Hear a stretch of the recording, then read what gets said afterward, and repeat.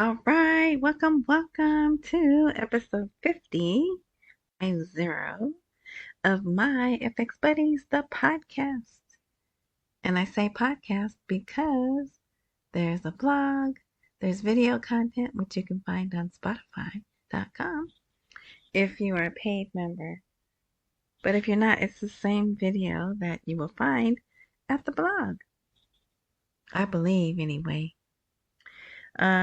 And the blog is myfxbuddies.blogspot.com, or you could try myfxbuddies.com, but you have to put the S, HTTPS as in Sam.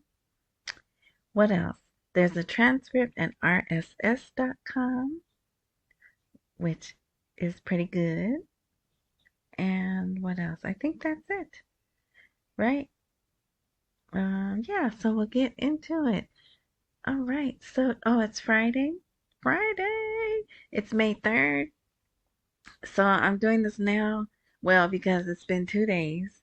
And if you go past 2 days, then I'm end up doing a 40-minute blog. And I don't like doing it. I try to keep it at 30 minutes. Okay, so it's early enough where this should upload as of May 3rd also.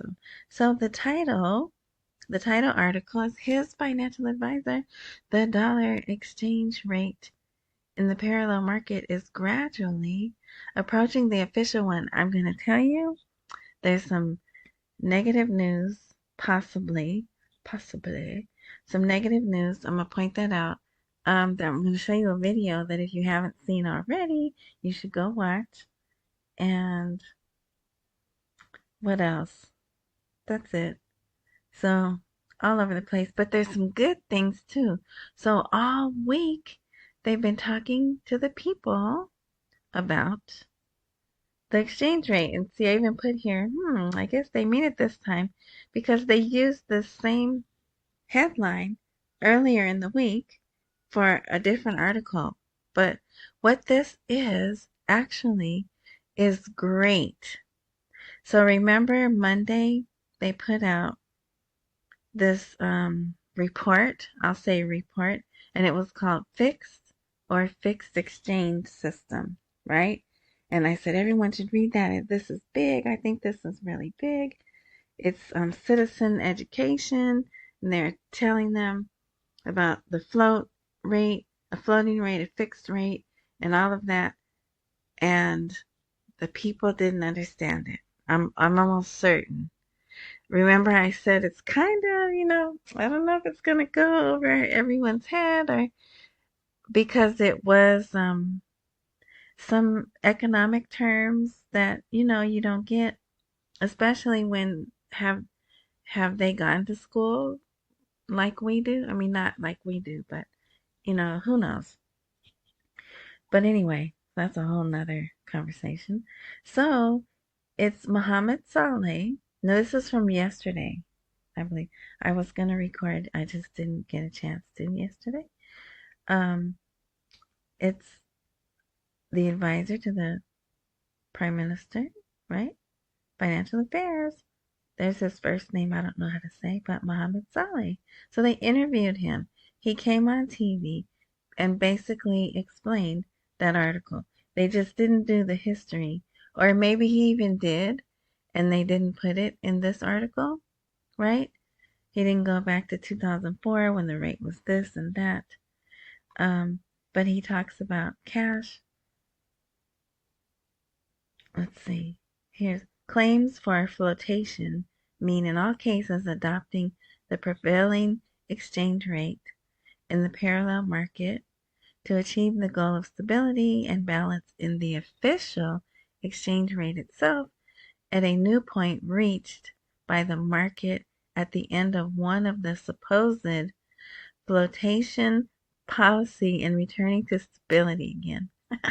So it's still, there's probably people who listened to him and still didn't understand, right? But at least he tried.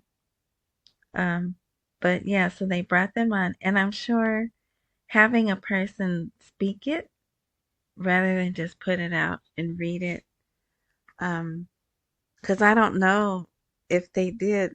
I actually don't know how they presented that because they had a man's picture. If you saw that blog post, remember it was a man sitting in a chair, but they never said who he was or where this was talked about. So I don't know. But I know the people are familiar with Mohammed Saleh because he's on TV very often, at least once a week. And so if you don't understand an exchange rate that is sought to float, except with a widespread deterioration of the exchange rate, as long as it is controlled by forces that generate inflationary expectations, as we noted in a highly unilateral rentier economy, right? So he's explaining that, which they should know that by now. Um, they've lived in a rentier economy for 20 years now, or 24, 21, 21 years. So it's getting to the open market or the free market or whatever they're going to call it, fixed market, whatever. But I did think this was interesting. Saleh warned, no one knows how much the new exchange rate resulting from the flotation will be, which will undoubtedly be accompanied by a prior wave of inflationary expectations. And then goes on and on. So I think they're saying they're going to float. After reading his explanation, I think he's telling them they are going to float. But also, I don't care. What I think is interesting and what I'm encouraged to see is every day this week they've been talking to the people about the exchange rate. So they're probably telling them their exchange rate's going to change. Everything's going to change, right? Bank, money, everything. They're just not putting all of that in these articles for us to see. But they are definitely having these conversations on TV. Plus, add to that, it was Financial Inclusion Week, right? So let's see what happens next week or this coming week, whatever you want to call it. Because maybe that's why they were having all that conversation about the rates because it was Financial Inclusion Week. I hope not, right? But we'll see. We'll see what happens next week. Okay. Here, Sudani directs to take new measures regarding the electronic payment system in Iraq. So this came out yesterday. Actually, I could have sworn I saw this on Wednesday evening. Oh, yes. Wednesday evening for me is Thursday for them. The Prime Minister Mohammed Sudani directed several executive measures related to the electronic payment system and points of sale. And it says 9, but there's only 8. And I really don't think there's anything new here. Reducing fees, right? I thought they already did that. Coordinating with National Cybersecurity Committee. Thought they were already doing that. But so maybe it's expanding to more places, more facilities. That's not institutions. Um, whatever. But look, there's no number 8. They go 7 and then to 9. So I don't know if one's missing that they didn't want us to see or if it's just funky translation. I don't know, but I thought that was interesting. So I made a point to put that there. All right. So here's the bad. Here's the one bad thing. Revealing this came out yesterday. Yeah, Thursday. Revealing the latest developments in changing the exchange rate and the barrel of oil in the 2024 budget. It's the deputy chairman, so not just a member, he's the deputy chairman of the Parliamentary Planning Committee. So I believe he is also a member of Parliament, right? So he said Thursday the current year's budget will proceed after completing the changes in its schedule for allocations for government and ministries projects only. So that's good, right? The budget's going to proceed. However, the exchange rate of the dollar, the barrel of oil, and the quantity exported will remain the same according to what was proven in last year's budget. So what's the rate in last year's budget? 13.90, right? So I don't like seeing that. It doesn't seem good, but this isn't the CBI, right? This isn't Aaliyah Locke saying this, and it's really not this guy's.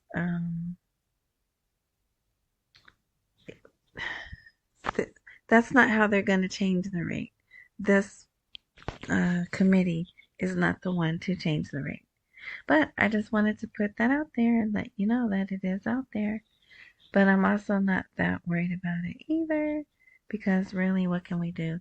And I seriously don't think Sudani would come here all the way and come all the way here and say we are going to change the value of the dinar, right? Remember that when he said that? He just didn't say when. And then hearing they're telling the people you're going to have a new rate. Plus, they're also inching into the new election season, their elections, right? Not ours. So, yeah. So, we'll see. It's out there. We'll see.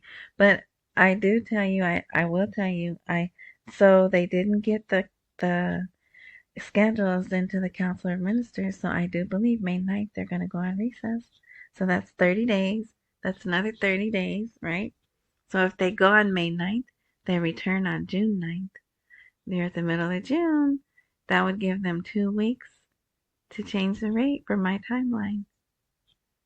They're pushing it, but we'll see. So this was pretty neat. First Iraqi Bank, FIB. FIB. I don't know if I like that, but maybe they don't have a word in Arabic for fib, but it pioneers digital transformation in Iraq's banking sector. So it's a totally digital bank. It's not the first one. It may be the third or fourth one, but they've opened another one, and this one, you can read this. It has all the fancy wording, right? Commitment to modernization, cybersecurity measures to safeguard data, all that. But they are see, FIB's vision aligns with the creation of a cashless society. I wouldn't go there just because of that, but that's me. But they are reaching out to students, small business. What is it? SME, which is small and medium enterprises. Yeah, so they are just moving right along, and some of the Iraqis are embracing technology and moving right along with it. So I thought this was interesting. The European Union will finance 7 energy projects through the Hydrogen Bank. And immediately when I saw that title, I said, I wonder if that's going to confuse the people, if they'll think, oh, Hydrogen Bank, a new bank. And it even says in here, the Hydrogen Bank Initiative, which is not a financial institution. So I guess they were like, we better clarify it. But it aims to boost hydrogen production by effectively reallocating available European funds, especially carbon market revenues. Yeah, because anyway, I'm not even going to go there. Okay, we can skip this. This is an article where they're talking about America is blockading Iraq economically, and it has to do with that recent law, right? Plus some other things.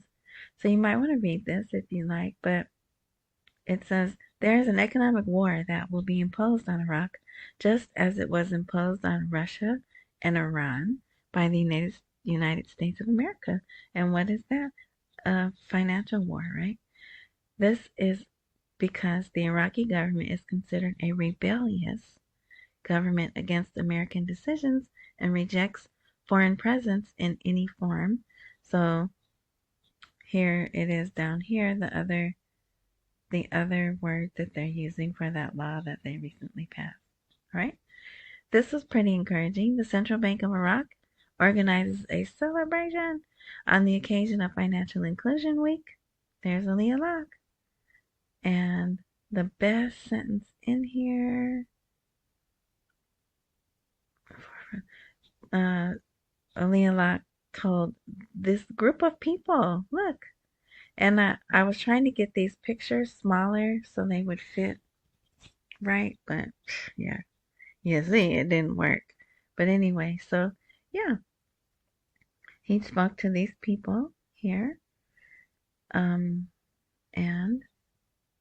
said, the central bank has become at the forefront of global central banks, using various financial technologies that provide speed and accuracy, revealing at the same time that the bank has received large preparations to establish digital banks, and relevant departments are working on the possibility of granting them a license to carry out their work, and blah, blah, blah. Then they have this other bank here that is to help entrepreneurs and small businesses and stuff. And that bank will constitute a qualitative leap in supporting and financing the small business segment of society. So, great, right? Okay, oh, we're already at 16 minutes. Okay. If you haven't seen this video, it has been around Dinarland. But the point, and it is nice. It's very, I'm gonna put it here. I'm gonna embed it here in post-production. But, let me see. I have it up here. Let's see. Let me just show you some of the scenes. See, they talk to young people. This lady right here, the young lady, she was in Germany, and her family was like, "Why don't you come back? It's not like it was." And she came back. But what I want you to see at 2 minutes and 6 seconds.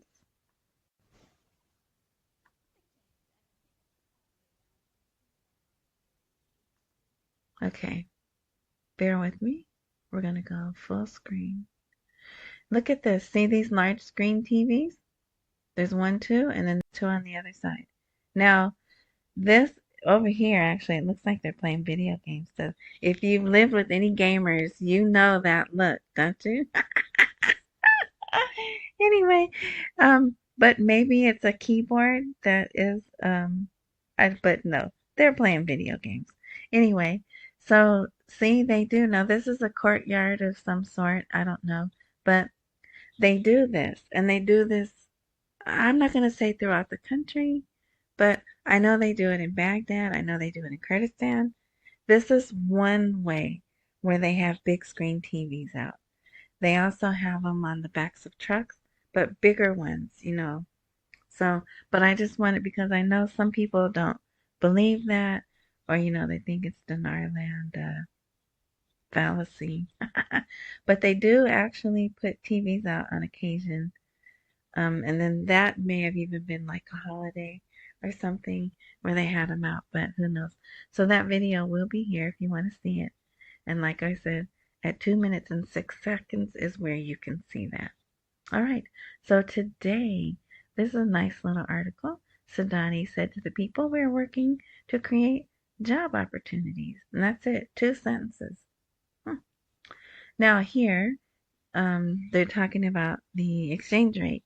Again, specialist. So he's an economist. I'm not familiar with him. And then there's another one. This one I'm familiar with. They bring him on TV sometimes. But anyway, so the title of this, oh, I love this picture. What picture am I using for the, oh, yeah, that's going to be the picture for this. I'm going to use that.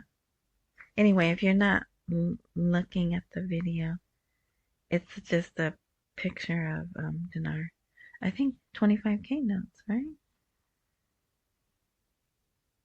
let's see. Oh, 25K notes and 10K notes. But anyway, so he explains his argument is the central bank cannot float the dinar exchange rate. Floating the dinar is economic suicide, right? Um, and there's only, let's see, what time is it? We have 10 minutes. I know I keep saying what time is it. So Mohammed, whatever, confirmed that the central bank cannot float the dinar exchange rate. The Central Bank of Iraq cannot think about floating the exchange rate because it will abandon its only influential tool in light of the weakness and disruption of other economic tools. He added that the exchange rate is the nominal stabilizer of monetary policy in Iraq, and thinking about abandoning it is economic suicide, and the bank cannot even think about that.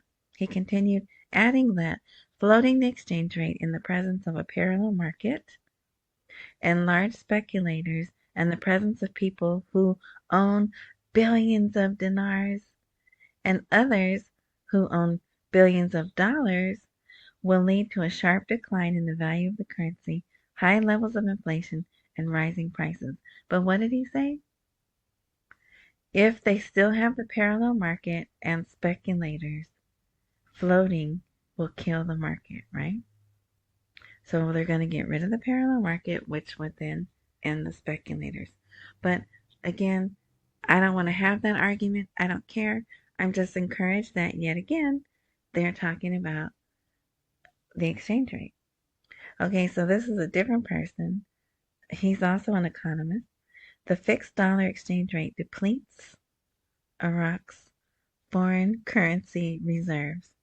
So he's also saying, now he's saying they need to float, right? The fixed dollar exchange rate depletes the currency, so you have to float. So that's why they're confused because they got people up there talking, and I'm I'm pretty sure they're like a lot of us think, oh, if someone's talking on TV, they must be more smart than I am. Right? Oh, that was great grammar. um, they must be more intelligent than I am, right? I bet you they think that way too. And so it's like, who do you believe? This one over here is saying this one over here is saying that. Ah, right? So, but like I said, I'm encouraged that they're having every day this week they've had this conversation. And I hope it continues through the weekend and next week. Okay, after a long wait, live in the finals of the summit of the new central bank building. And these are photos. And I just put it, it's not related to the RV, but in case some people wanted to see that and read that, that's there. Head of the movement. What movement? A new movement. And I don't know how to say that, but you see it right there if you want. Um, and there's his name. He accused the American embassy of targeting Iraq through the plans it stems from, indicating that this embassy is hatching conspiracies against Iraq. So, and then there's some other sentences there, but what really worries me is he says, there are 7,000 employees in the American embassy. Why is he focusing on how many employees are in the embassy? That would make me a little nervous, right? But anyway, just me. Okay, Sudani, there is no alternative to upholding the state's word, protecting the Constitution, and enforcing the law in Iraq. So he's saying we gotta go by the Constitution. Good luck with that. All right. And then here's another article about Financial Inclusion Week. And let's see, we can bring this one. What did they call these people? You can see here. I don't know what that is, but that's pretty, isn't it? And then they have all these billboards or whatever you want to call them. Not billboards, but whatever. Banners. I guess banners. Explaining. And this is an image they've used for a long time. So they have a shopping cart here with a bunch of stuff in it. And then the cell phone. So they're trying to explain to them, right? That's an image of you can shop online, right? And that I don't know what that says because it's in Arabic, but I know they've been using that image for, I think, about 2 years. Oops. Okay, so let's bring that back to regular size. So Ramadan Bank participated in the activities of the Financial Inclusion Week in the presence of a wide range of financial and banking institutions. Um, they went to, oh, well, here. This was a special pavilion in commercial centers, gatherings, and other places. The bank reviewed its services and products, including opening bank accounts, adopting electronic payment, and collection. Encouraging the use of electronic cards to reduce cash, blah, blah, blah, right? And introducing the importance of cash savings, citizens saving their money in the bank instead of hoarding it at home. Why aren't they saving it at home? Why is it gotta be hoarding it at home, right? Because they're trying to change the image. They're trying to shame them. It's a shame that you don't use the banks now, right? But anyway, it's just something with me. I don't like that. But anyway, okay. So then, of course, they hadn't put this out in a while, so they had to hit us with the political consensus is absent from the oil and gas law. And let's see. They think this is a good thing, and I bet you they're pretty proud of themselves announcing this. Is this the last article? Yes. Um, Washington says we are very close to a normalization agreement between Saudi Arabia and Israel. And that is not good. It's not. It will cause friction.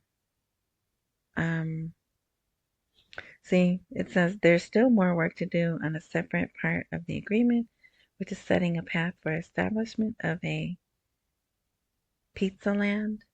For those of you who've been listening to me, I try not to say this word, pizza land. So you have ice cream land and pizza land. Hopefully you can figure, if you're watching the video, you know exactly what word I'm not saying. State. But we are discussing that closely with our counterparts in Saudi Arabia. So I don't care what they say in public, they do not want to normalize with Israel. Not just them. Iran doesn't. I know people don't care about Iran, but it's if they're trying to get the Gulf nations together, right, which they claim they are, then yeah, that is going to be a problem. But whatever, what do I know? And then on a not related, let me see. I hate to click on things because you guys can see stuff I don't want you to see. Here, look at that. We're trying to make a agreement for U.S. security guarantees and civilian nuclear assistance with who? Saudi Arabia. So you might want to look into this. U.S. and Saudi Arabia nearing an agreement on a security pact. But I thought they went to Russia and China for their security because they're going to be partners. Remember bin Salman, whatever, Crown Prince, blah, blah, blah, said, oh, we are partners for the next 50 years to China. So I think this is very interesting. So if you want to look into that, you can. I'm not going to talk about it here. All right.